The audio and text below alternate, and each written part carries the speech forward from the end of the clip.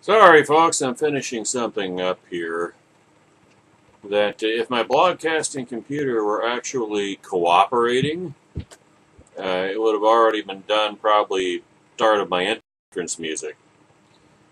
But it has to be bulky, so it's not cooperating, it's sluggish, and so it's taking longer, and so now I don't think I have any manifestation, any aspect of ADHD. My son does, and now my wife is thinking, well, she might manifest some aspects of it. I don't. Other than, unless you consider an insistence on finishing what you start to be ADHD, I don't really think so. I mean, it can be taken to ridiculous extremes, but I just never wanted to be.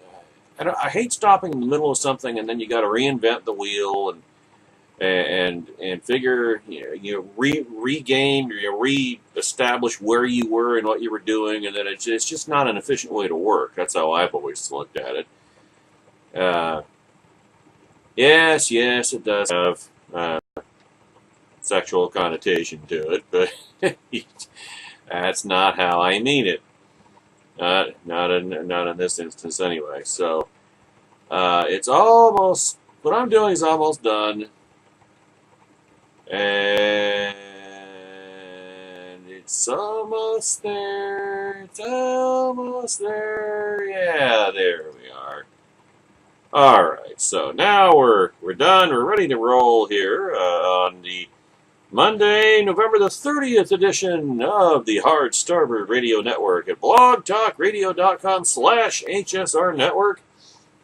I am your host, Jasmius, your ruler, your benevolent despot, your fountain rabbi of conservatism, constitutionalism, Christianity, and common sense, Monday through Friday, 6 p.m. Eastern, 3 p.m. Pacific. Guest call-in number 646-478-5068. That's 646-478-5068. My email address, jasmius@comcast.net. Chat room is open, so come on in, make yourself at home. Hope you brought your ears and your brain,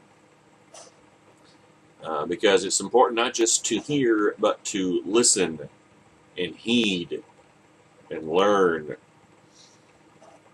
Good advice for all of us in life in general, as a matter of fact. Now, of course, I just came off 48 hours ago. 49 hours and 11 minutes ago. My 10th guest hosting gig on the Constitution Radio on KMET 1490 AM, Smart Talk Radio, news, talk, sports, and much more. Just came off that. 10th time I've had the chance to fly solo, sit in the center seat of the Starship Pistachio.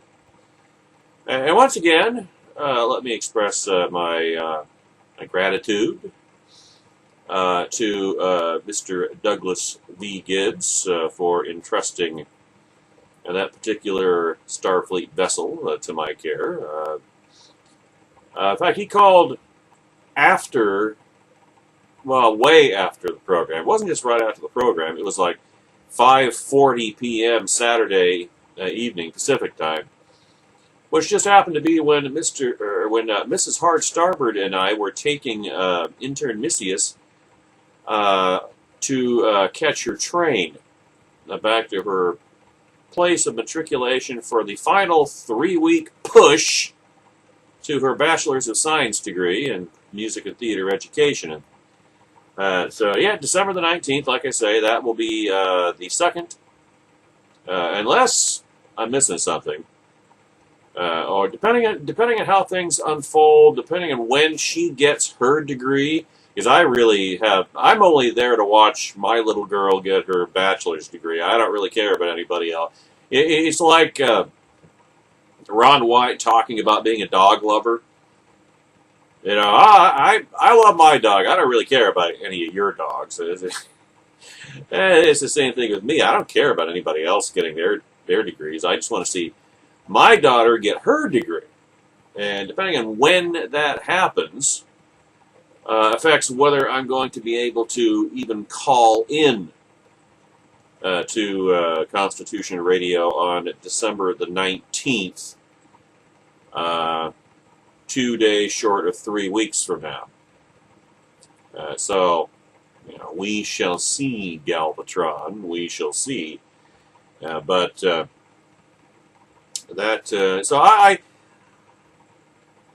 I'm not planning. There will be no American Daily Review unless Mr. Gibbs is able to run it. So just be aware of that. But as far as calling into Constitution Radio, I may be able to. I might not be able to. The most likely possibility is that I will call in sometime during the program, but I'm not going to be able to be on the whole time.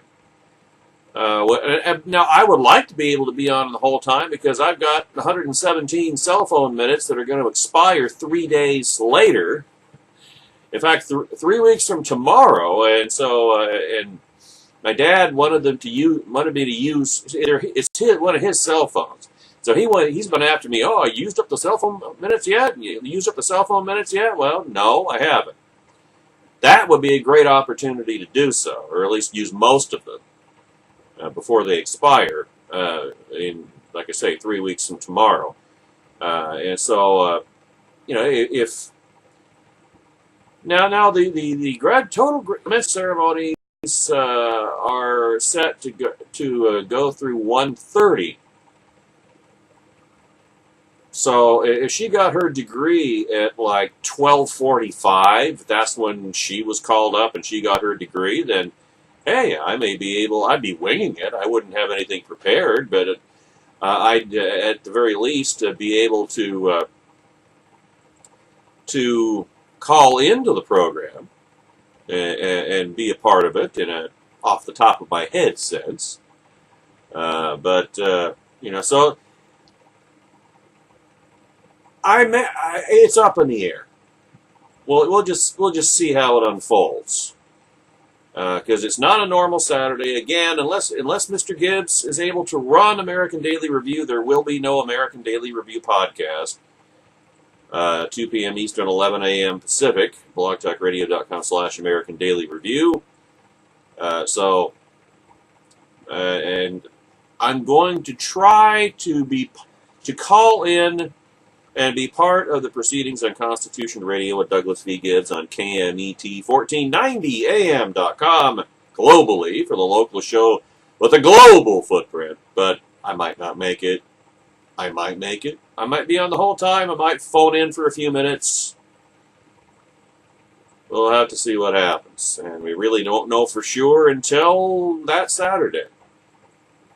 But I'll try to get on the show at some point. Hopefully I can be on for the whole thing and use up those aforementioned cell phone minutes of my father's.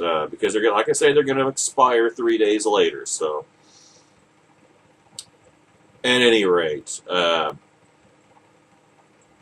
now, let's see. I haven't gotten in fact, I just got the video, not for this past Saturday, but for the Saturday before. So now I can put together that video, and then I can get it uploaded to youtube.com/American Daily Review 2. And then I haven't gotten the week before last's video uploaded to youtube.com/Hardstarboard Radio. It's ready. I got the video. I just haven't uploaded it yet. The chores that I call them, well, let's call them chores, that I do typically after the podcast each day, I've already done. So hopefully I can just sit down and get it uploading so that it will be uploaded, and then that'll be, cross that off the to-do list. Man, for being unemployed, you wouldn't know I have such a busy schedule, huh? At least at certain times of the day, anyway. And let's see, the over 8.5 years of podcasts. So await your downloading attentions at blogtalkradio.com/HSR network, where you are right now, whether live or on the podcast. And let's see, blogtalkradio.com/American Daily Review, coming up on 6.5 years there. That's pretty cool. Pretty cool indeed. And of course, every podcast of Constitution Radio going on KMET, going back to our debut for those of you in Malaga, Washington, on May the 2nd of this year. It's available at KMET1490am.com. Go to the main page, highlight the show's drop-down menu, click on Saturday, takes you to the Saturday schedule, scroll down to Constitution Radio, the Constitution Radio line, click on that, that takes you to our show page, and then in the lower left-hand corner it says Podcasts, click on that box, and there they are. Including the video for the November 21st edition, not this past Saturday, but the November 21st edition.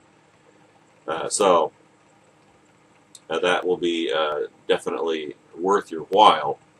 And then, of course, if you want any of the 200 episodes of Constitution Radio with Douglas B. Gibbs on during the 3.5+ year run on KCAA that we enjoyed as that station's token conservative program, send me an email, jazzmeus@comcast.net. Specify the dates you want, and I'll be happy to send them to you. So let's just touch a little bit on last Saturday. It's always a lot of fun, and to be quite honest with you, it's well, from my perspective anyway, it really isn't any different than it is here on the Hard Starboard Radio Network, and Oh, that's better. The reason why is, well, it's really very simple. It's not any different. I Skype in from Hard Starboard Galactic Headquarters. I put on the same earphones. I go through the same laptop. I have the same desktop. And the same preparation. So, I mean, the only real difference is that I don't have to work the board at all. I'm my own engineer here on Hard Starboard Radio, but I have an engineer, Engineer Sean, who is awesome, by the way. Did you hear? If you haven't heard, if you weren't listening to yesterday's Hard Starboard Radio weekend rebroadcast of Saturday's excursion and broadcasting awesomeness, go back and listen to it, or go to the podcast of last Saturday's episode of Constitution Radio on KMET1490am.com, and you'll hear it. See, that's the thing about guest hosting, because when I guest host, the first time I guest hosted, Doug had the engineer play my then entrance music. It was Motorhead's The Game, Triple H's entrance music, so I just shamelessly ripped it off. And started the show with it. And, in retrospect, I thought, that's not right. That's not right, because it's Doug's show. Constitution Radio with Douglas V. Gibbs should start with the Thomas Piebald music.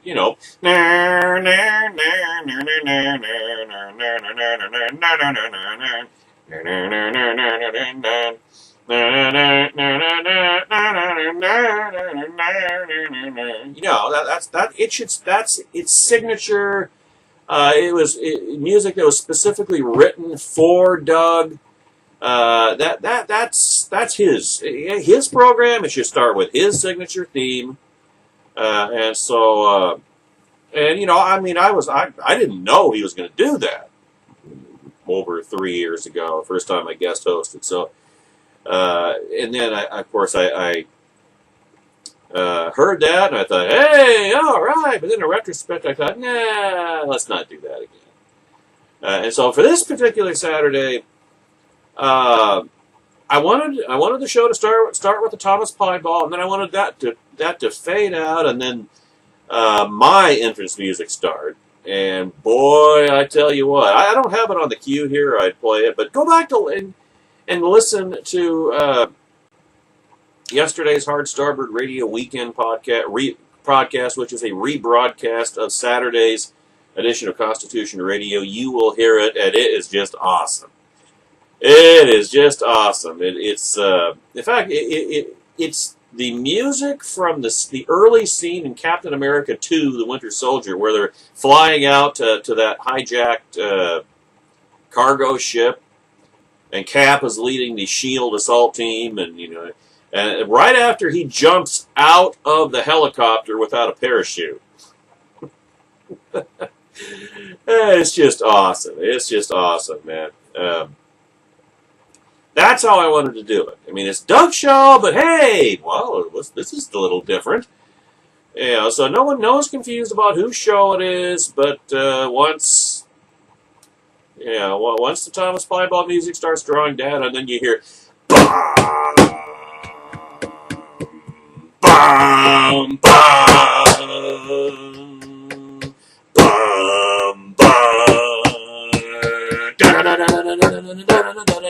oh, it's awesome.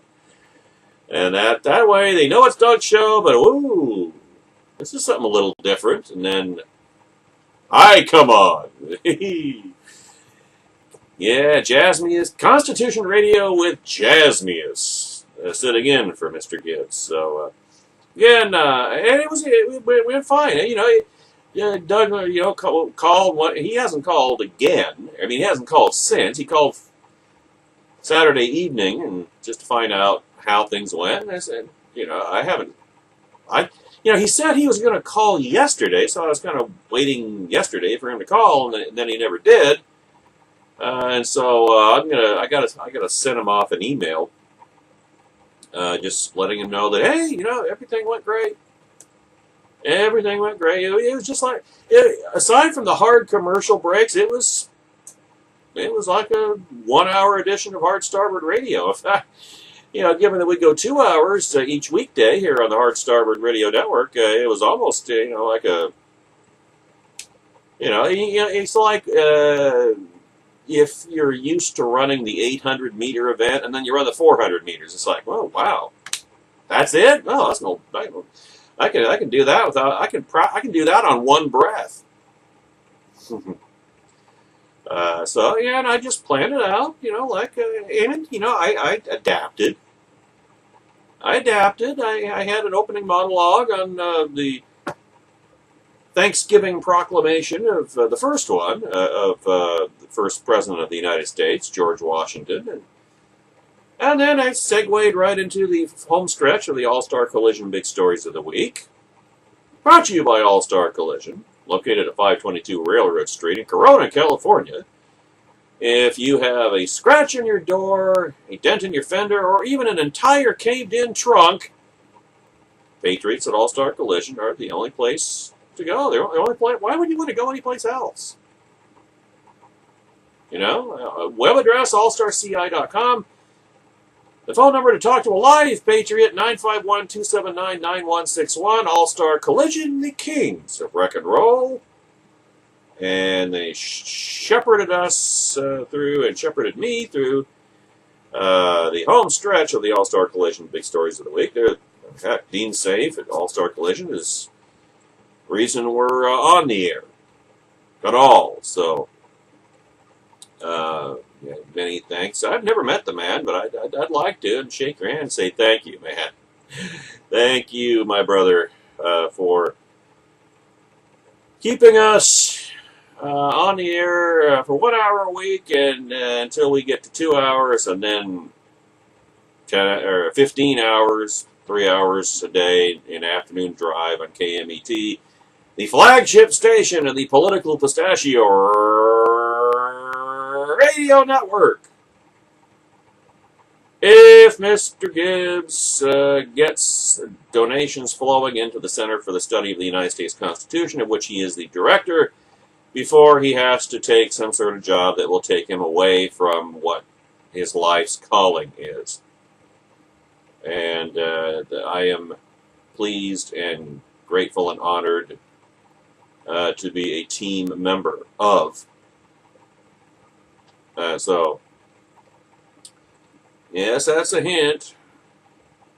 Deep-pocketed, big-time conservative donors in Southern California who love what Mr. Gibbs is doing, tell him so constantly, but never put their money where their mouths are. Time to ante up. Time to ante up, guys. You know, words don't put food on Mr. Gibbs's table or my own. So, time to fork over. Time to prove that what, your endless lauds and compliments and praise are more than just empty rhetoric. Like I say, it went. This is where doing this 5 days a week, 2 hours a day, really prepares you for guest hosting gigs on other programs. On terrestrial radio, over-the-air broadcast radio. I remember thinking that the first time I sat in for Doug over 3 years ago. And thinking, wow, there are thousands, tens of thousands, hundreds of thousands, potentially, of people listening to my voice right now. It's like, I thought about it, and I thought, okay.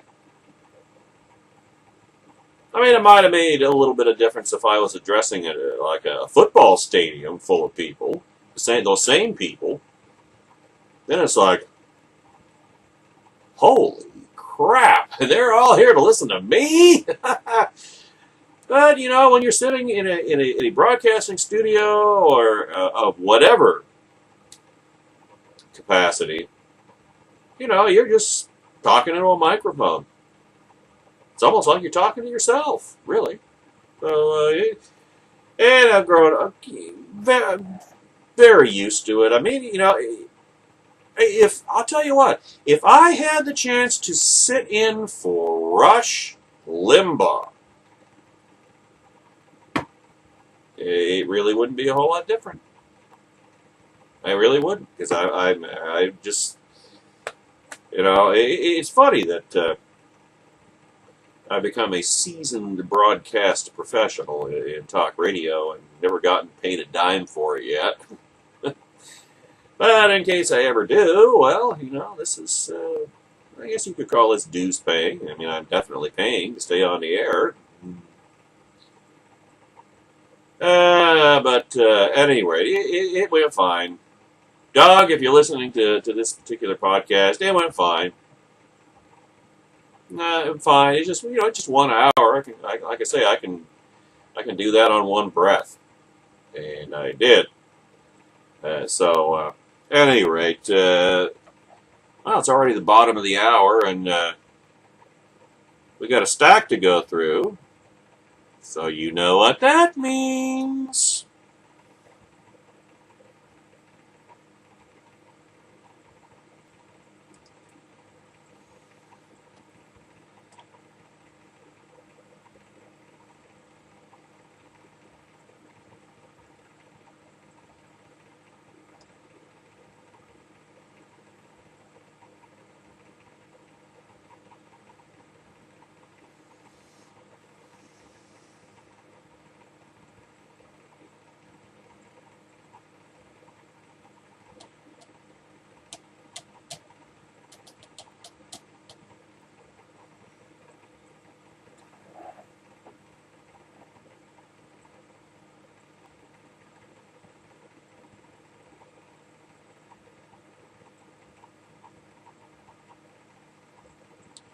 Well, recently, especially after the ISIS attack on Paris, Donald Trump came out in favor of Muslim registration. He came out in favor of closing mosques, of constant government surveillance of Muslims in this country. Now, first of all, let me reiterate, I don't believe Donald Trump means a word of it. Remember what Donald Trump's role in this campaign is. He's a Democrat mole. He's Hillary Clinton's Trojan horse. His role is to, and always was, to jump into the Republican presidential nominating contest and conform to every caustic, ludicrous, cartoonish caricature and stereotype of Republicans that the left has ever promulgated. So I don't think that Donald Trump means a word he says, frankly. But that is what came out of his pie hole. And now you're probably thinking, well, what? You've got a problem with any of those things? Well, I look upon things like that as being, it doesn't matter what I think, because they're never going to happen. It's never going to happen. Nobody is ever going to. I mean, if Donald Trump actually became president, he wouldn't do that. He wouldn't be able to. If he tried, I mean, he'd be impeached, and he would be, hounded out of office. I mean, he would be vilified. He'd be a president without a party. I mean, you know how this works. He wouldn't do it, or he'd be sued, and the Supreme Court would rule unanimously against him, and it's just it's things that are just never going to happen. And so, as such, I don't really feel any particular need to comment on them. Donald Trump is a provocateur. I mean, that's what his role, his mission is in this race is to say outrageous things that embarrass the Republican Party, or that will make the Republican Party look bad to the benefit of the Democrats in general and Hillary Clinton in particular. So, but one of the things he said about monitoring of Muslims in this country, a growing number of Americans are coming out in support of the idea. Now remember, the ISIS attacks over 2 weeks ago were in Paris. They weren't here. Just bear that in mind, folks, when you hear these numbers. Those attacks were in France. They were not here.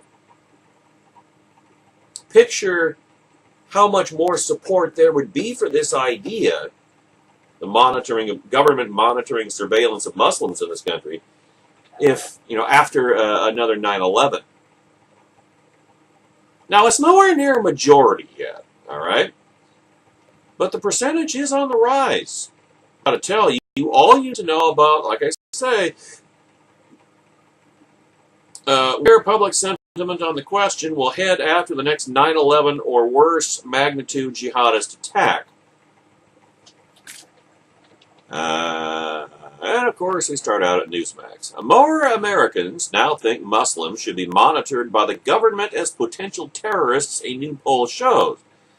According to a Rasmussen Report survey released Friday, 32% of respondents, so about 1/3, support the idea of tracking individual Muslims, up 10 points from a July 2013 poll after the Boston Marathon bombing, though 52% still oppose the idea.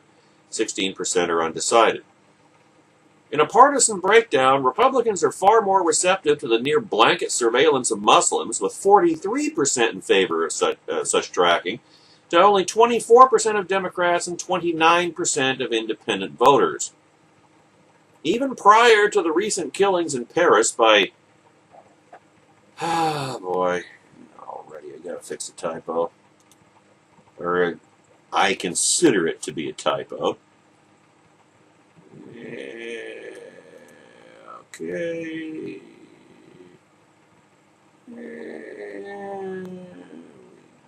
Just do that. Even prior to the recent killings in Paris by Islamic terrorists, 49% of all voters felt the federal government is not devoting attention to the potential threat of domestic Islamic terrorism, the pollster noted, citing its survey from October 7th. End of quote. Now, Republican and independent support, I guarantee you, folks, it will skyrocket after the next jihadist strike here at home. And there will be one, and multiple ones. Although, depending upon its magnitude, I wonder if just surveilling Muslims will be considered a sufficient countermeasure. But then at that point, you run into all the downsides of taking 8 million plus, and here we get into, it's just like Donald Trump saying, look, we got to deport every single illegal alien. I agree with that in principle, but as a practical matter, how are you going to find and then deport 30 million illegal aliens? You know, it's not that the principle is great. The practical application is the problem. It's not doable. And even if it was, the optics, I mean, you'd have to, 30 million people? I mean, you would have to construct a gulag to hold them all, wouldn't you? I mean, that internment camps? Picture how that would look on the 6 o'clock news. Picture what the field day, the orgy that the Democrats and the media would have with that. It's never going to happen. And then you start looking at these numbers: 8 million Muslims. I mean, those are the same downsides apply of taking 8 million plus potentially violent hostiles into our very midst. Try to require them to register themselves and their whereabouts with the government, and you'll just drive them underground, broadening the pool of jihadist recruits. Rounding up and deporting 8 million Muslims is as impractical as doing the same with the 30 million illegal aliens squatting on our territory and leeching off our economy and welfare state. And unlike with the latter, we can't get Muslims to self-deport using economic incentives, as Mitt Romney suggested 4 years ago, as they aren't here to get rich or build a better life for themselves, but rather to conquer us from within. Violently or culturally, but still turn us into them. The damage, in effect, is already done, in other words. And to keep any more from happening, we should be tracking Muslims in this country already. After Times Square gets truck bombed, or Miami gets shot up, or Chicago radiologically dusted, or Manhattan nerve gassed, or LA nuked, or whatever, or maybe some combination of the above, or all of them, it'll be too late. There was a particularly annoying line in this past summer's Avengers 2 Age of Ultron movie. It was in the wood chopping scene at Hawkeye's country hideaway between Steve Rogers, Captain America, and Tony Stark, Iron Man. They're arguing over what the Avengers' purpose is supposed to be, and Cap snaps, whenever someone tries, he rips a cord of wood in half with his bare hands first, and then he says, whenever someone tries to win a war before it starts, innocent people die. Every time. The first words out of my brain were, but don't a hell of a lot more innocent people die if you wait to try to win? And I just noticed another typo. Sorry, that's what's distracting me, folks.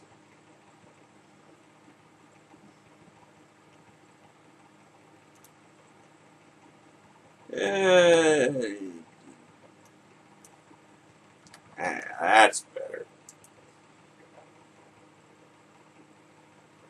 The first words out of my brain were, but don't a hell of a lot more innocent people die if you wait to try to win said war until after it starts? Because that means by definition that you're allowing the enemy to strike you first. I mean, do unto them before they can do it unto you. That's got to be one of Sun Tzu's rules or in the art of war. In this case, of the global jihad, it's not like they're remotely subtle or coy about their intentions, after all. Why not hit them first, hard, decisively, and take whatever measures we have to take at home preemptively to minimize their chances of successfully landing a crippling blow on us? Most Americans are still, metaphorically speaking, with Captain America.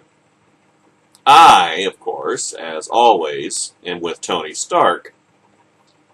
Because I'd prefer that we only have to learn hard lessons once. A truly great power and world leader would understand that and do what was necessary to safeguard its citizens. Obamamerikistan is no longer such a country.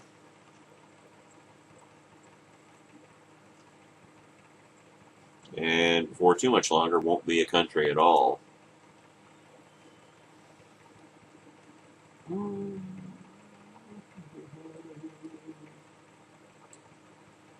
Again, this is more of a reminder, a reinforcement, a refresher than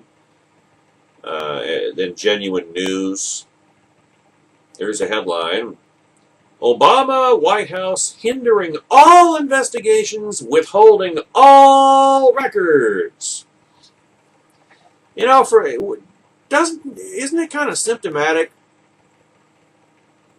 of any administration when so many investigations are underway at the same time?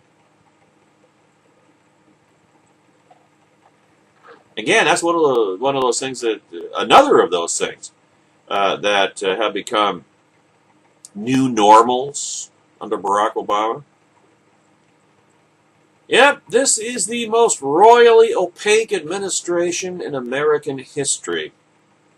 We stay at Newsmax for the quote.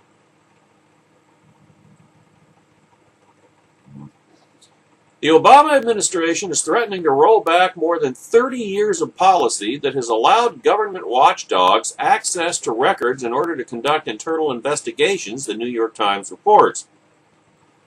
If the complete evisceration, or it's the complete evisceration of the concept, you might as well fold them down, Paul Light, a New York University professor who has studied the system, told the Times. They become defanged. At least 2 government investigations have either been slowed or shut down because the White House has withheld records, the Times reports. This is by far the most aggressive assault on the Inspector General concept since the beginning, said Light. And Peace Corps Inspector General Kathy Buller said it runs against transparency. Basically, this is the one's penchant for stonewalling and obstruction of justice writ large. It's no longer about a particular scandal.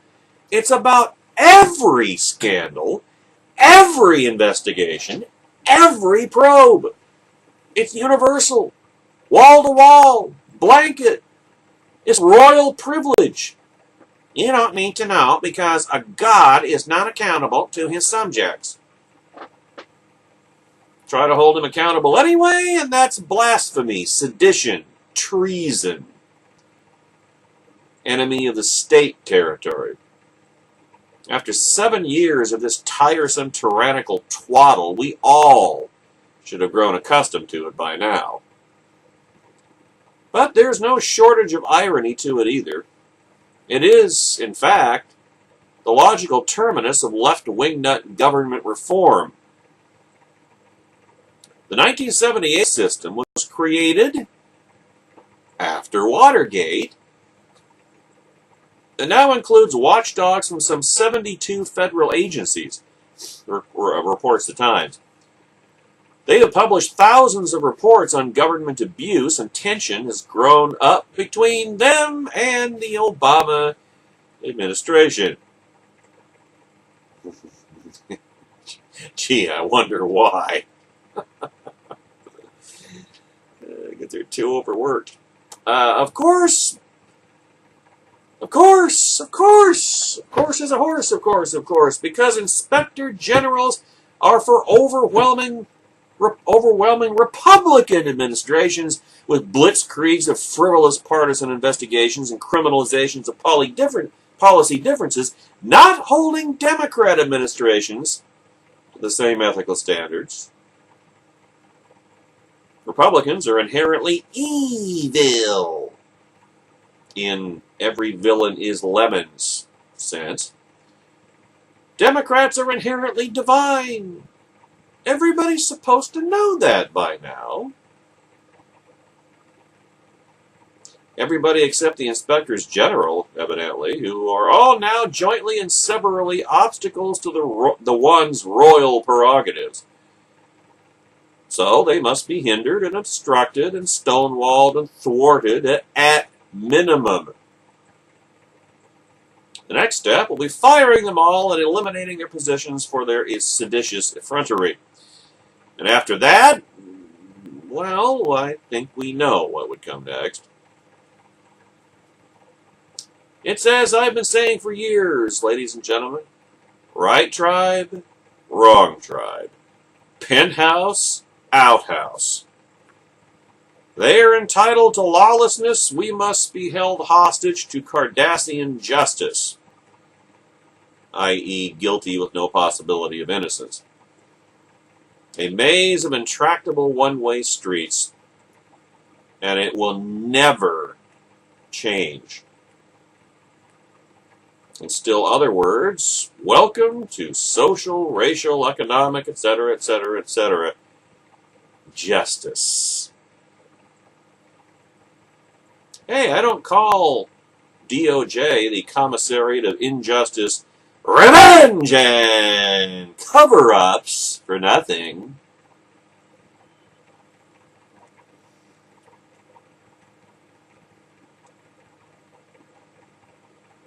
This is an interesting prelude, I think, to the Greenapalooza that's going on in Paris this week. Did you see this story where the French government arrested 24 Greenstremists in advance of Greenapalooza? You know, here. You know, I want to say, finally, the Rock has come. No, not that. Finally, but finally, a president boldly and courageously does what should have been done years ago, and takes into police custody members of the Marxist-Leninist fifth column criminal conspiracy that is trying to destroy the global economy, leading to mass worldwide poverty, starvation, and death under the demonstrably false pretenses of the biggest fraud in human history. And that president, when this happens, that president has to be a French communist. I tell you, it's just not fair. It really isn't. Pater d'un buzzkill. But I suppose, as then Captain Spock once said, only Nixon could go to China. Quote is from Newsmax. French authorities now place 24 extremists under house arrest ahead of major UN climate warming talks starting near Paris, well, it's now this week, using the state of emergency powers declared after the Paris attacks. The Interior Ministry said Friday the measures had been taken to prevent the extremists from demonstrating ahead of the COP21 conference, but their lawyers and Amnesty International accused the government of abusing the state of emergency. Am I in candid camera on this? Or bizarro world? A communist regime is cracking down on its fellow travelers in the run-up to a climate summit that will, one would think, give them all what they want. And this gang of 24 want to shut it down because it doesn't go far enough? Evidently so. 3 of those concerned, who are in their late 20s, are suspected of belonging to the radical opposition movement, according to information obtained by the French version of the Associated Press. As I understand the lay of the ideological landscape, that is a refinement of the objective radical that has to be employing additional etymological dimensions to accommodate the updated definition. They're banned from leaving their hometown in western France without special police permission. They must report to a local police station 3 times a day and remain at their homes between 8 p.m. and 6 a.m. until December 12th, the day after the talks are due to end. The Interior Ministry says the 3 individuals have caused serious disturbances to public order in the past. Probably not to the level that ISIS did a couple of weeks ago in Paris, though I'd imagine. And wouldn't jihadists have a bit more difficulty of a time infiltrating them, presuming there's no ethnic overlap? See, I don't think that's President Hollande's primary concern. He's most likely attempting to ensure that all the credit and glory of Greenapalooza doesn't get spoiled or stolen from him by these 24 radical oppositionists who consider him to be too gosh darn right-wing. Idiot Francois! Doesn't he know that Barack Obama is going to do that? Maybe French authorities should take Obama into custody as soon as he debarks from Air Force One. Although from what I saw this morning, they didn't take that advice. The extremist's lawyer, Marie Dossé, said the state of emergency was being misused in their cases. This is an attack on the right to demonstrate, she said. Well, they can always try the Sheldon bot gambit, as long as they don't mind the difficulties with opening doorknobs, holding placards, pushing buttons, or pulling triggers. At least their shirts would be green.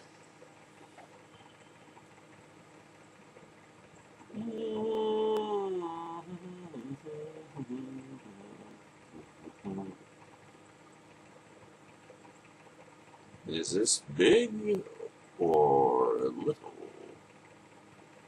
Yeah, I think we can get this in for the top of the hour break. Did you know that Vladimir Putin is fully mobilized to tackle the threat from Turkey? No, I didn't say Russian forces. I said Putin is fully mobilized. That's what his spokesman said the other day. Sounds like an awful lot of saber rattling for retaliatory deeds that aren't rising above the minor economic level so far. Besides which is that the threat from Turkey amounts to shooting down Russian combat aircraft that have been invading Turkish airspace continually for the past 2+ months. Seems like that's more of a Russian threat, intended to provoke just such incidents as have now occurred in order to provide Tsar Vlad with a pretext for a full-scale attack on Turkey. To which the Turkish retort is simple. Stop invading our airspace and we'll stop shooting down your warplanes. I also get the feeling that the Turks aren't taking Vlad's bait, and that's causing him and his minions to up the rhetorical ante in the war of words.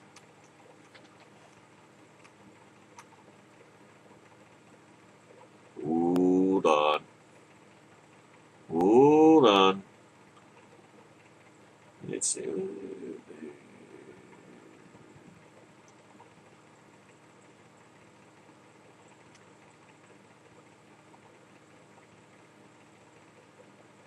I'll just start that, I guess. Sometimes after a weekend, you forget where you left off in the ad queue, and so you just have to try to make your best guess. So I see it's done. It's done here. Especially since we're down to 2 minutes before the top of the hour break. Here is the quote from boy, I still can't get away from Newsmax. For the quote, President Vladimir Putin is fully mobilized, quote unquote, to tackle what the Kremlin regards as an unprecedented threat from Turkey following the shooting down of one of its warplanes by a Turkish F-16 fighting Falcon, the Russian leader's spokesman said on Saturday. Now, parenthetically, doesn't that sound like a sexual double entendre to you? He's fully mobilized. I'm sure that's entirely how they meant it, too. In comments which underscore how angry the Kremlin still is over the incident, Dmitry Peskov, Putin's spokesman, the behavior of the Turkish Air Force absolute madness, and said Ankara's subsequent handling of the crisis has reminded him of the theater of the absurd. Well, given how they've tried to placate the Russians, I'm not really sure. Well, madness, perhaps. Theater of the absurd? Hardly. Otherwise, how would the Turks have managed to shoot down the flanker and the MiG-29 flanker 6 weeks ago, and the Sukhoi 24 Fencer bomber just last week? I mean, you'd think under that circumstance that they'd have missed or perhaps fired silly string instead. Nobody has the right to traitorously shoot down a Russian plane from behind? I wonder if he realized what he's doing when he's saying things like that. Peskov told Russia's News on Saturday TV program, calling Turkish evidence purporting to show the Russian Sukhoi 24 jet bomber had violated Turkish airspace curtains. Traitorously? Wouldn't that have required another Russian plane to have done the shooting? I know Peskov is trying to talk tough here, but it's important to talk coherently as well. Peskov said the crisis had prompted Putin, whose ministers are preparing retaliatory measures against Turkey, to mobilize in the way an army does in tense times. The president is mobilized, fully mobilized to the extent that circumstances demand, said Peskov. He said mobilized 3 times in 4 words. Not 4 paragraphs, not 4 sentences, 4 words. And I hope Vlad doesn't stay that way for longer than 4 hours, or he'll have to go to the hospital. The circumstances are unprecedented. The gauntlet thrown down to Russia is unprecedented. So naturally, the reaction is in line with this threat. Yeah, mere economic sanctions. He only said unprecedented twice, which I guess means that the circumstances are less unprecedented than Vladimir Putin is fully mobilized. But of course, the circumstances are nowhere near unprecedented, I can tell you all that without that. I can tell you all that without having the faintest idea what context he's using for that hyperventilating phrase.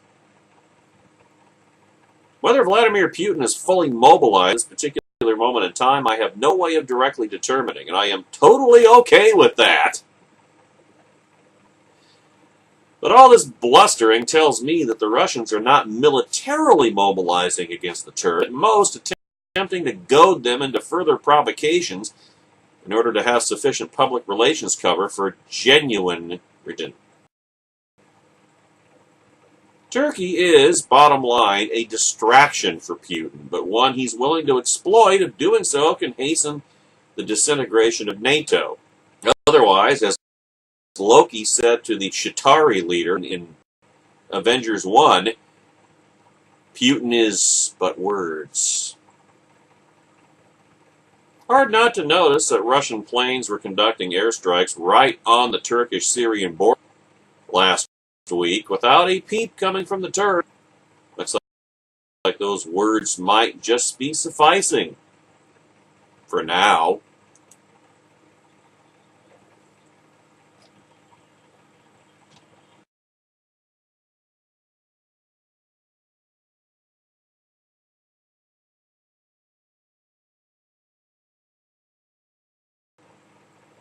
Hour number 2 of Hard Starboard Radio Network. It's Monday, November the 30th, 2015. Thanksgiving is over. Remember back on June 1st, I said, well, first from January to May, to basically from New Year's Day to Memorial Day, it's like on a roller coaster when you go up that first hill and it's like really slow, and then you get to the top of the hill, and that's June 1st. And then you go boom, and bam, it's Christmas. Remember I told you that back on June 1st? Well, welcome to just about Christmas. That's what happens. It drags, and then you get to June, and then it's just like you boom. It's just like going into warp drive. It's just before you know it. It flies by. And now here we are again. And it'll take even longer this beginning of 2016 because my team's not going to be in the playoffs, the NFL playoffs, in case you were wondering. Although if the season ended today, the Seahawks would be in the playoffs. Wouldn't be in it for long, but they'd be in the playoffs. Oh, but who knows? You play for win your division, get as many home games, home playoff games as possible, and hopefully, home field all through. The last couple of years, the NFC playoffs have all gone through CenturyLink Field. And it's not going to go through CenturyLink this year. It looks like it's going to go through Charlotte, North Carolina NFC, but that raises the question, the nagging question, but the question nonetheless of, are the Carolina Panthers really for real? Because they're the only undefeated team left. Patriots blew a 21-7 fourth quarter lead in Denver last night. So the Patriots have a loss, so now there's only one undefeated team left, that being the Carolina Panthers. And looking at their remaining schedule, I mean, if they're as good as their record, I don't see why they wouldn't go undefeated in the regular season. They're certainly going to have the top seed in the NFC. But it's in the playoffs that you find out whether a team is for real or not. And we had Carolina down 23-7 in the fourth quarter at the clink, and then gave up 20 points in a row. Will that happen again? Don't know. Hope we get the chance to find out. Now, remember last week the belated Black Lives Matter, effectively, it's Black Klan, same thing. A protest in Chicago regarding the shooting of a black teenager by a white cop whose name is Jason Van Dyke. And they shut down the Magnificent Mile shopping area in Chicago, led by the sinister minister, Jesse Jackson. And they were waging economic warfare on the city, trying to hold the city hostage to force the city to dispense with due process and just railroad Officer Van Dyke, as well as the police commissioner and the county district attorney, just hang them from the nearest lampposts if they didn't get their way.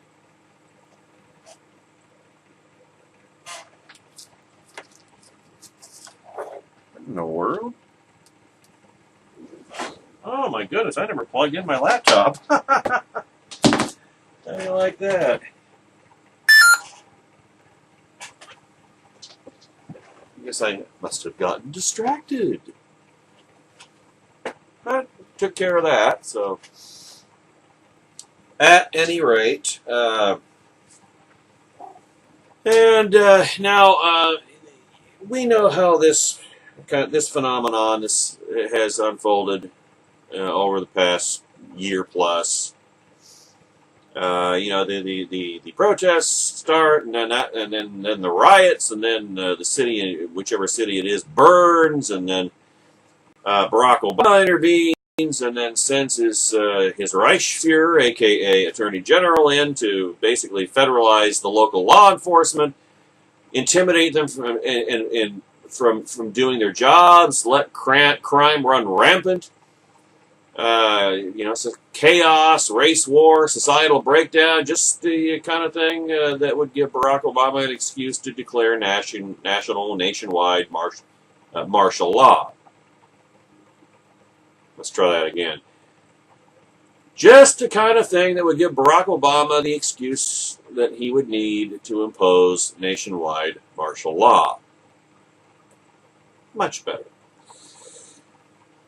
Well, the thing that struck me about in this Chicago case with Officer Van Dyke is, why did they wait so long? I mean, this incident took place over a year ago.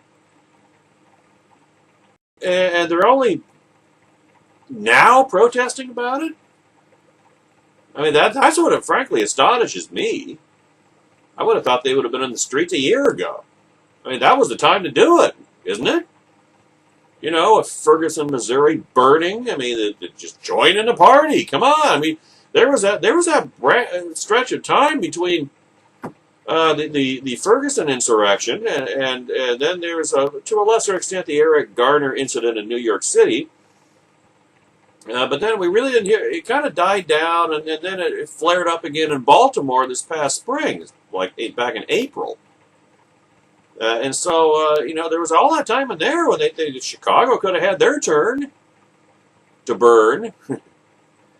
But no, only now are the Black Klan, Black Insurrection, is starting to get up in arms in Chicago about this particular incident. And apparently because there was a video that emerged that showed Officer Van Dyke putting 16 slugs into the black youth, who was not unarmed, by the way. He had a dagger, he had a knife, so he wasn't unarmed. He was also higher than a kite on PCP, so he was dangerous. Although from the description, he was also heading away from Officer Van Dyke, so it's not... I mean, Officer Van Dyke, no doubt, told him to freeze, stop where he was. So, I mean, he wasn't being physically threatened by young McDonald. He was trying to get him to stop, keep him from fleeing, and you would think he would have had backup in this situation. Apparently he didn't. But I would think that it wouldn't have taken more than 1 or 2 or 3 shots to bring Mr. McDonald down. Aim at his legs. Wouldn't that make sense? Like in Captain America 2, The Winter Soldier, when the Hydra personnel keep aiming their machine guns at Cap's shield, and it's like, what? Why are you aiming at his shield? It's not going to get through his shield. Aim at his legs. Officer Van Dyke, I'm apparently was not aiming for Mr. McDonald's legs, and so. Let's say, 16 shots, boy, that's kind of excessive, it seems to me, but So, I mean, I don't, should charges be filed? Well, they had a thorough investigation. That's one of the things that the black Klan protesters were up in arms about. Oh, why did it take so long? Well, because that's due process. The wheels of justice turn slowly. They're designed to turn slowly. That's how it's supposed to work. And now they came out and charged him with first-degree murder. Now, when you think about it, first-degree murder, included in first-degree murder, in the concept of first-degree murder, what the charge means is that it was premeditated murder. But Officer Van Dyke hated this black teenager, wanted to kill him, and then tried to kill him. And from the description of the incident and the description of that video, that doesn't sound like it matches what actually happened. Second-degree murder? Manslaughter? Perhaps. First-degree murder? I don't think so. Well, the Chicago Police Union is taking a lot of heat upon themselves by standing with Jason Van Dyke. In terms, not defending what he did, but in terms of he's entitled to due process. He's an American citizen. He has rights enumerated in the United States Constitution, unalienable God-given rights to due process and to a fair trial in public, right to challenge confront his accusers and so forth. And why they're doing so on behalf of a cop that at best got carried away in the performance of his law enforcement duties? Because they don't want to end up gelded, blooded, gutted, and hung for Black Lives Matter butchering like the Baltimore Police Department was last spring. And I just see another typo. I see another typo, and I have to fix it. Blooded. That's more like it. The quote is still at Newsmax. The main Chicago Police Union is standing behind the white officer who was charged last week with first-degree murder for gunning down a black teenager. It is facing a backlash from leaders of the city's black community as a result. Because Van Dyke is, 1, white, and 2, a cop and therefore deserves no due process or trial by jury or any other unalienable right as set forth in the United States Constitution, but must be sacrificed on the altar of black power.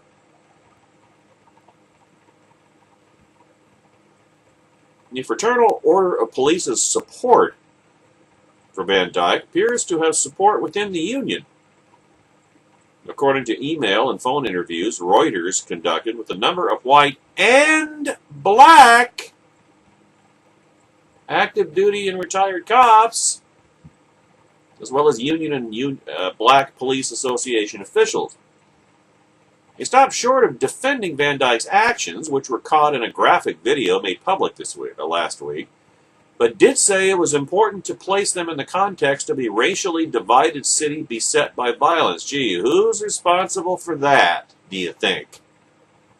Here's a hint. It isn't the white cops.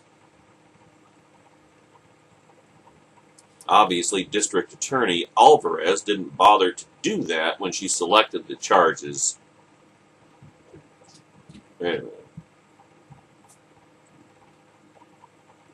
Oh, yeah. They stopped short of... Oh, no, I already did cover that. Obviously, District Attorney Alvarez didn't bother to do that. Place the situation in context of a racially divided city beset by violence when she selected the charges she would file.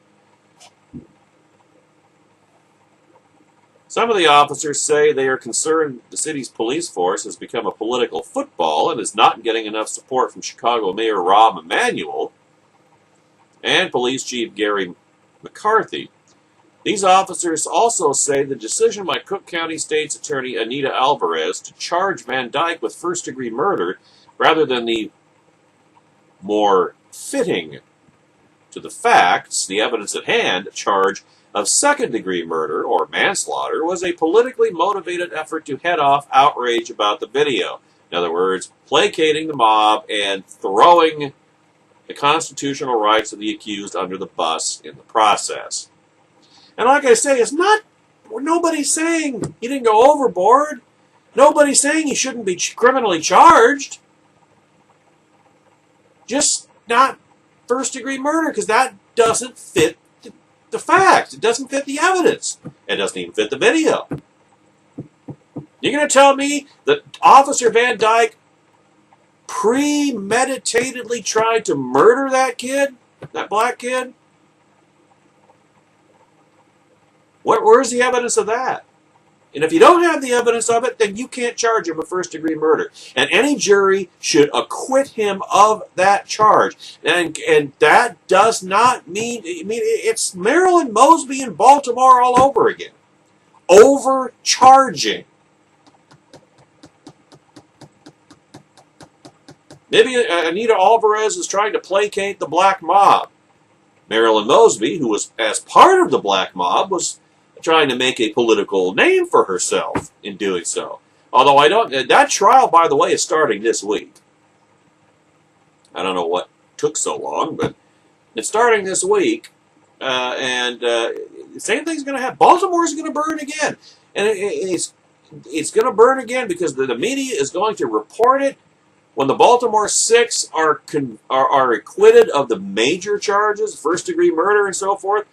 They're not going to be acquitted of all charges, but they'll get. I would imagine that most, if not all of them, will be convicted on some of the lower end charges. But the big ones, big ticket ones, the publicity grabbing charges, they're going to be acquitted. And the media is going to focus in on that, and they're going to say the Baltimore Six were acquitted of murdering Freddie Gray. And that will not be the case. The problem is that Marilyn Mosby overcharged. And just like Anita Alvarez here is overcharging Jason Van Dyke. Nobody says he isn't criminally liable. Just not of that charge. That's too much of a charge. It's overcharging. Really, no more complicated than that.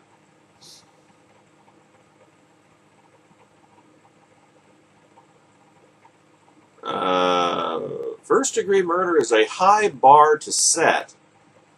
And of course it's political, said one active-duty police officer who asked not to be named and who responded to written questions from Reuters by email. End of quote. It seems pretty obvious to me. Doesn't it seem pretty obvious to you, too? First-degree murder is deliberate and premeditated, which hardly seems likely from the description of this incident. Second-degree murder, as I say, or manslaughter appears to better fit the facts. But this isn't about the facts, and it's not about justice either. This is about appeasing the mob by making Jason Van Dyke an example and warning against cops doing what's necessary to enforce the law and protect the public if doing so requires actions that are no longer politically permitted. And thus, the erosion of law enforcement towards its inevitable federalization continues. Because once the feds are running something, it always works better. Right?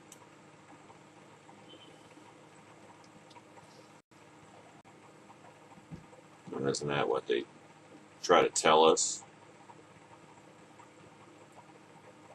Well, whenever there's a huge left-wing nut confab, global left-wing nut confab about something, all the tentacles of the left have to get in on the party.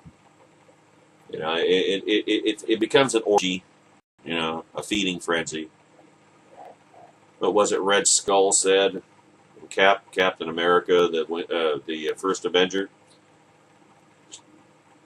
Cut off one head, two more shall take its place. Hail Hydra. Well, here we go. Looks like the food Nazis are joining the climate change tag team. And in entirely predictable fashion. From Newsmax, a London-based think tank that supports slashing meat consumption is vegans, ladies and gentlemen, is calling for the radical diet change to be high on the list of strategies studied by world leaders gathering in Paris this week to discuss global warming. In its report, Chatham House says cutting down on meat eating can prevent global warming by 2 degrees by the end of the century, declaring that the cultivation of animals is responsible for about 15% of the world's carbon emissions.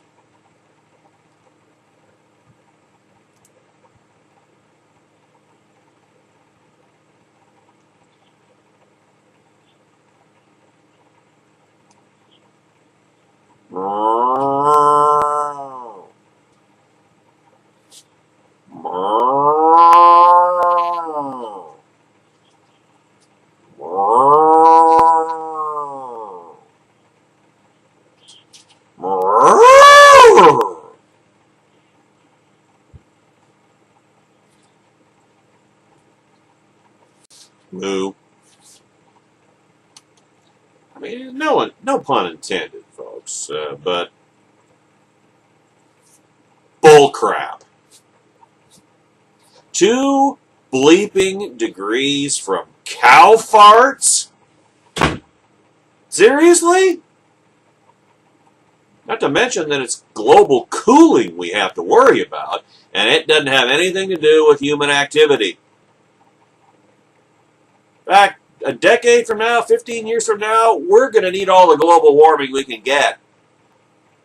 Because solar radiation, solar energy output is diminishing. It's a cycle. We're entering a mini ice age. Next couple of decades are going to be cold, my friends. C-O-L-D, cold. We got global cooling on the horizon, not global warming. And we're going to need all the global warming we can get just to fight the cold.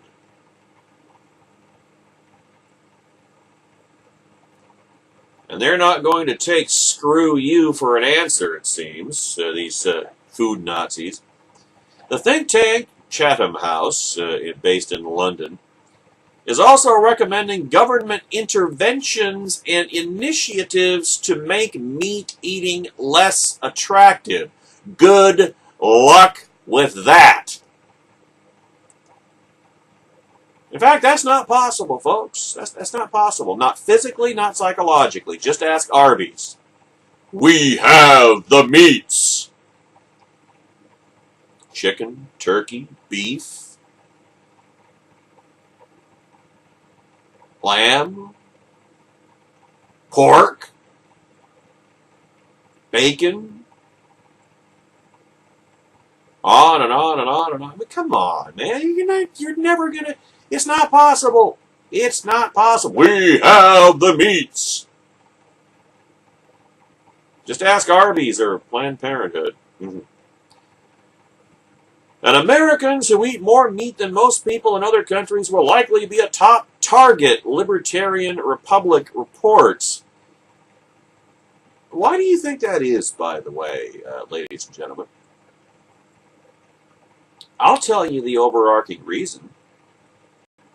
Because Americans have, until recent years, been the most affluent people on the planet. That's why. Before the Obamanist onslaught of economic domestic terrorism that is culminating in Paris this week. Among the recommendations is a so-called carbon tax. Yeah, lots of luck with that one. Even though methane is 1 atom of carbon and 4 atoms of hydrogen. Why don't they call it a hydrogen tax? After all, it worked out so well for the Hindenburg. Interventions to change the relative prices of foods are likely to be among the most effective in changing consumption patterns, the report notes. Adding countries should aim to increase the price of meat and other unsustainable products through a carbon tax. Excuse me, but they're perfectly sustainable if you cultivate the animals you eat. That's why they call it cultivation. That's what makes them sustainable. They've been sustainable for thousands of years. What have these lunatics got against protein, for heaven's sake? But they're not just proteinophobes. Oh, no. They also hate the poor. Which will be the first group of people to be harmed by these meat taxes? Asks Marlo Lewis Jr., a senior fellow at the Competitive Enterprise Institute. The Libertarian Republic reports. It's the poor, obviously. A better fed population is more productive. And a more productive population makes food more abundant and secure and less expensive. And makes themselves more affluent. The Chatham House proposal would break this virtuous cycle of progress. Yeah, progress! Yeah, that's right, that's real progress at both ends. Which is, of course, the whole point. And don't think that's any accident, folks.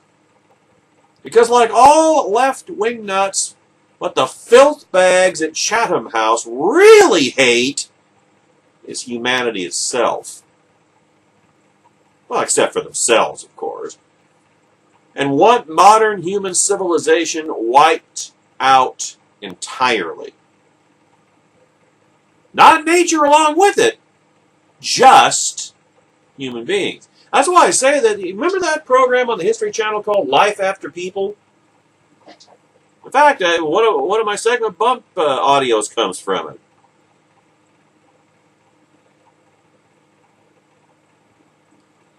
You remember the premise. Imagine, or how did that go again now? What would happen if every human being on Earth disappeared? This is not the story of how such a thing could have happened, but the story of what happens to the world they leave behind, or the world we leave behind. Welcome to Earth, population 0. And I when I saw that the premise for that show before I'd seen a single episode, and it was kind of interesting, you know, that they kept away from that part of it. They just looked at, okay, what would happen if nobody was around to maintain anything? How soon would nature reclaim cities, and how much, you know, what would be left of human civilization 1,000 years from now, and so on and so forth. They eventually got to all that. But what I found most interesting about that, but when I saw that promo before I'd seen a single episode, I thought, well, this is an environmentalist wet dream. Because when it comes right down to it, environmentalists hate humanity. They think everything, all the plants, animals, the whole planet would be better off if we weren't on it. And so that's what they would love to bring about. That's what that's what all of this is about: getting rid of human civilization, modern human civilization. I mean, they're like a Michael Bloombergized version of the eco-terrorists in the late Tom Clancy's first Rainbow Six novel, which was just so aggravated me I couldn't even finish the book. I had to skip ahead to the end to see what happens to those people, and it's choice, folks. its choice. The Rainbow Six counterterrorism team defeats them. Because they were planning on, in the book, they plan on releasing a pathogen that will wipe out the entire human race, except for them, of course. Return everything to nature. And Rainbow Six stops them.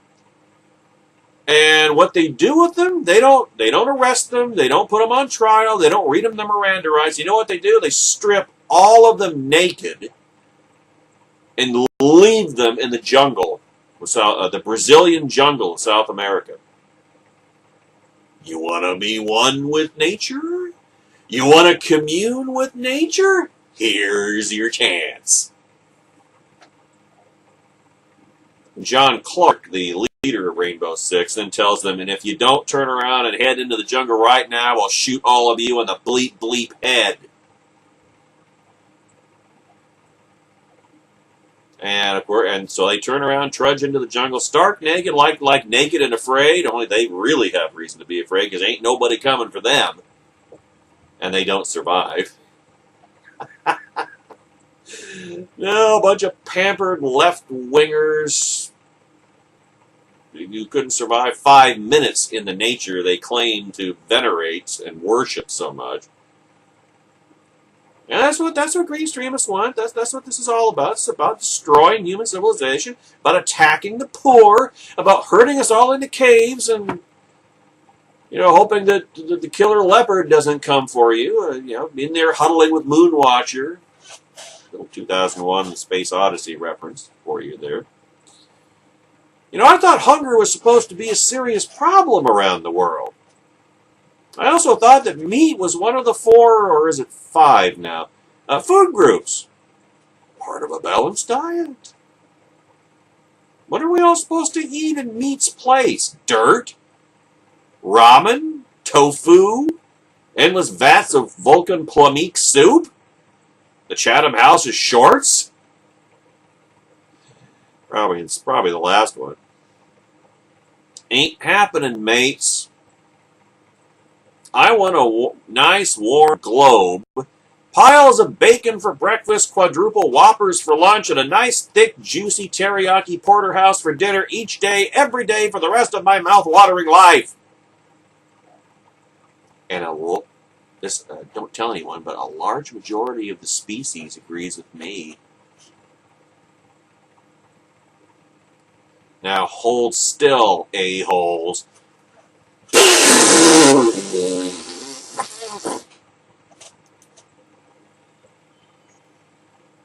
Or maybe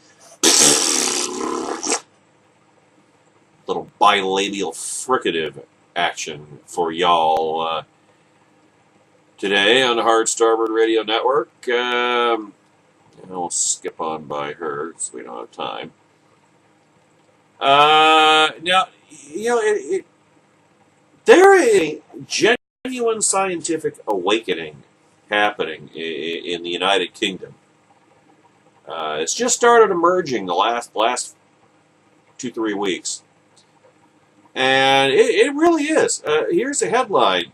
More British believing in actual climate science. Not a majority yet, but I mean, it's burgeoning, shall we say.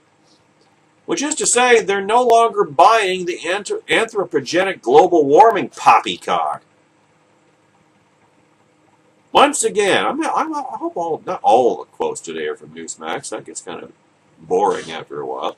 The British public has begun to doubt that human activity is the cause of global warming, according to a Sky News poll. Hey, God save the Queen. Nice to have you on board, mateys. The poll shows almost 20% of those surveyed think natural processes are the cause of climate change. Thank you. How arrogant is it to think that mere human activity could have such a huge impact on the planet's climate? We're not supposed to think about these things. They don't want us to think about these things. They want us to emote. They emotionally manipulate. They try to stampede the public in the direction they want them to go. But the truth is that when you stop and really think about it, the notion of man-made human activities being the cause of global warming, and then you see one volcanic eruption having more of an effect on the global climate than 10 or 100 years of human activity, and it ought to give people the giggles. It's not just outrageous hubris. I mean, who do you people think you are that you think that we can have that much of an impact just by existing? But I mean, it's so ludicrous that the more you think about it, the sillier the idea becomes. I mean, come on, man! Gee whiz.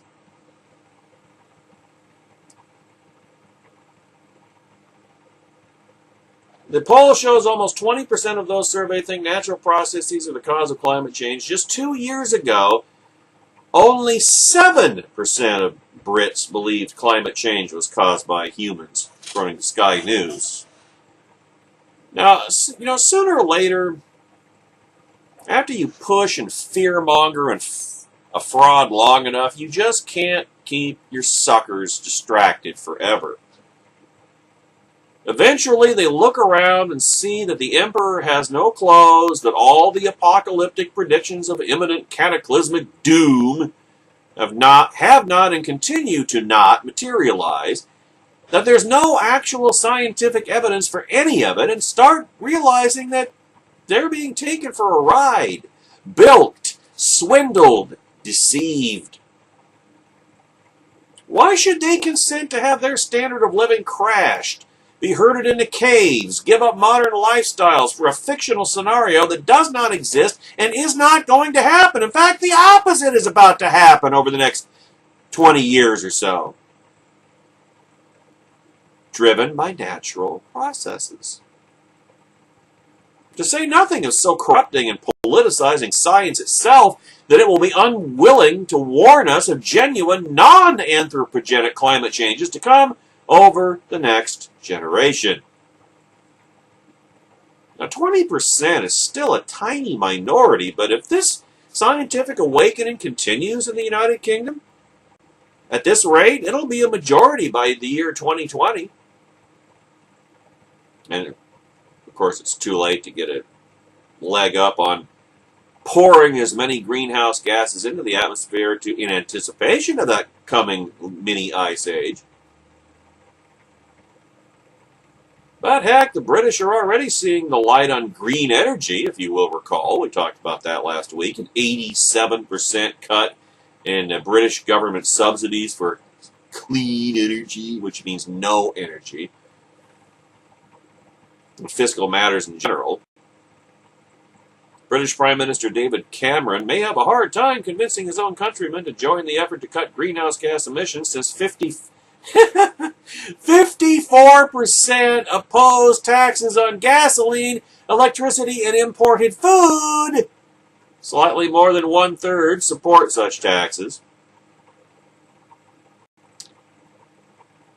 Take the advice that I gave you a week ago, Mr. Prime Minister. Stay home. Stay home in your nice, warm, toasty aisles this week. Stoke the resurrection of science in your country and send a much-needed, overdue message to the Greenstremists that their time is up. You'll be doing all of humanity a bigger service than you realize.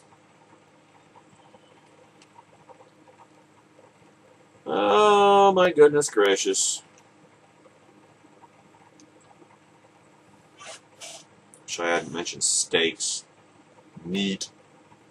Now I have an uncontrollable urge to go to Arby's. Oh, me. And remember, we talked about it in the first hour about the Greenstremists that were threatening to riot this week at Greenapalooza because they thought that that communist president was just too gosh darn right-wing. You know what that really means? That means that they don't think that Francois Hollande is overt enough. Oh, he's a phony. He's a squish. Why? He wears a suit. He wears a suit.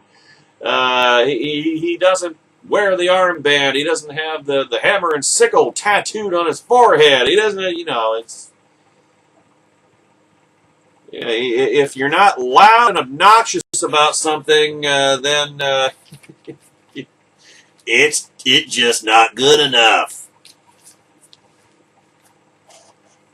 And that appears to be the attitude, I guess. I mean, I can't understand the difference any other way. I mean, these now they were taken into custody by the French authorities. Well, apparently that didn't work. I don't know why they only took 24 of them into custody, because there were a lot more yesterday in Paris, and boy, did they do their Ferguson impression. I mean, they're defiant SOBs, aren't they? But also redundant, it seems to me. Consider, Greenapalooza is going to happen this week. Leaders, quote-unquote, from all over the planet are gathering to collect global economic carry on their citizens under false pretenses and the greatest political fraud in world history. About what do hundreds of thousands of extreme left-wing nut lunatics have to rally, much less protest, still less riot? I don't know. I guess that's just what they do. And yes, Newsmax makes the clean quote sweep for today. Hundreds of thousands of people rallied around the world Sunday on the eve of a Paris... Lemmings. Suckers. On the eve of a Paris summit aimed at averting... It claims, or so it claims, averting catastrophic climate change. Lots of luck with that. But violent clashes in the French capital soured the show of people power. Like these two things are completely separate and distinct from each other. The global protests, including an emotional... Against whom are they protesting?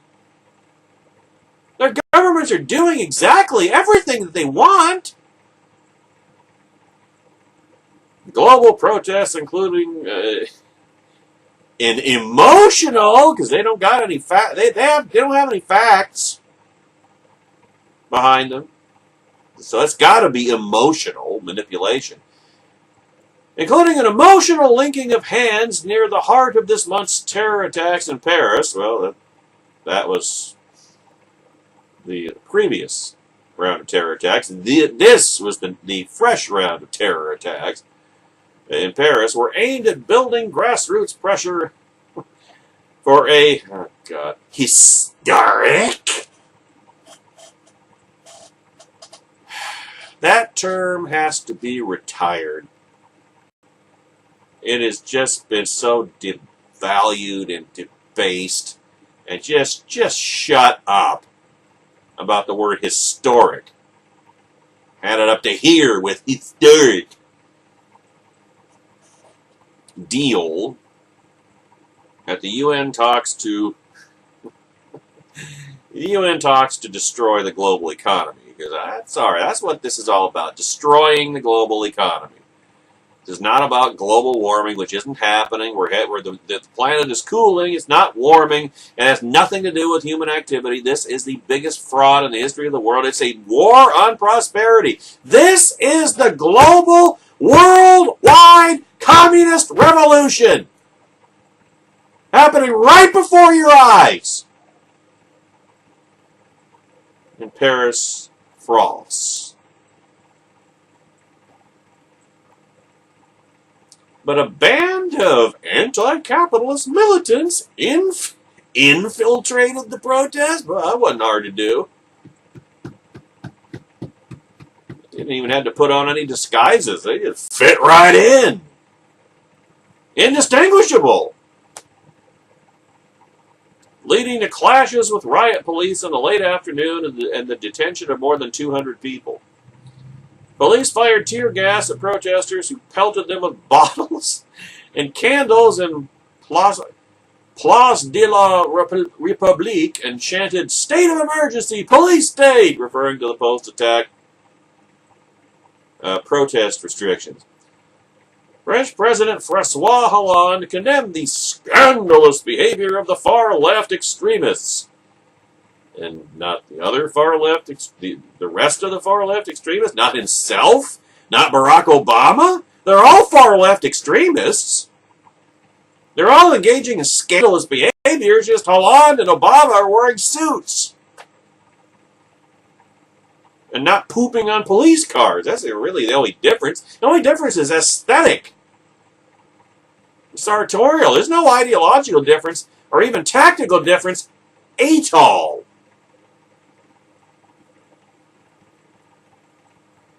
These disruptive elements have nothing to do with the defenders of the environment, Hollande said. At an EU Turkey summit in Brussels.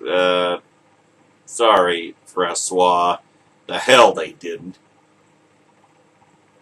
Hollande wishes and wants everybody to believe that they don't. But they're all anti-capitalist militants. Every damned last one of them. Protesters and world leaders alike. The former are just less overtly indiscreet about it. But from a propaganda standpoint, I gotta point this out. The militants are serving their purpose.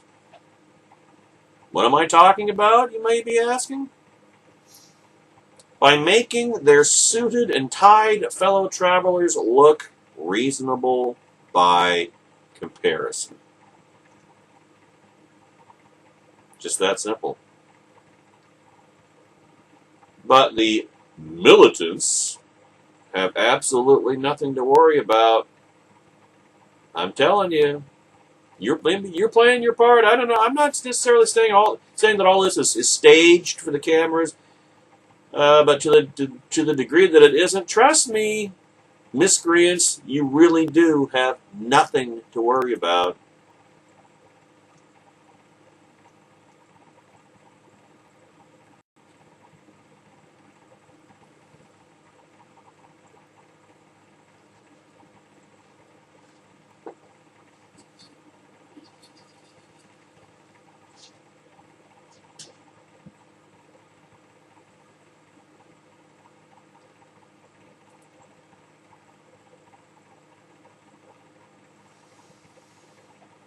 Well, tomorrow on Hard Starboard Radio, and just a programming reminder, Wednesday there will be no Hard Starboard Radio Network podcast.